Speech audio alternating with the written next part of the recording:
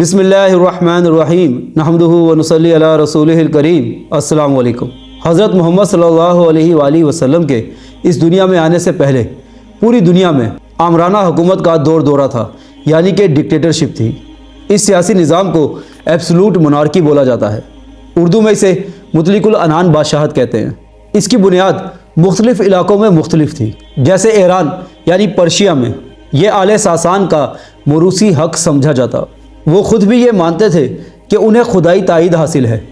ان کے بادشاہ کا لقب کسریٰ ہوتا تھا اور عوام کو پوری کوشش سے یہ بات سکھا دی گئی تھی کہ آل ساسان میں خدائی خون ہے اور صرف انہی کو حکومت کا حق حاصل ہے۔ اب ان کا یہی عقیدہ تھا اور یہ کبھی متزلزل نہیں ہوتا تھا۔ چنانچہ کسریٰ ہر طرح کے قانون اور تنقید سے بالا تر ہوتا تھا، حتیٰ کہ اگر ان لوگوں کو آل ساسان میں کوئی مرد نہ ملتا تو نابالغ بچے یہاں تک کہ عورتوں کو حکومت دے دی جاتی۔ جیسا کہ تاریخ طبری میں لکھا ہے کہ شیرویہ کے بعد اس کے 7 سالہ بیٹے اردشیر کو بادشاہ بنا دیا گیا۔ ایسے ہی کسریٰ کے بعد پہلے اس کی بیٹی بوران اور پھر دوسری بیٹی ازرمی کو حکومت ملی۔ بالکل اسی بنیاد کے اوپر مذہبی پیشواؤں اور سرداروں کو بھی عام عوام سے بہتر سمجھا جاتا۔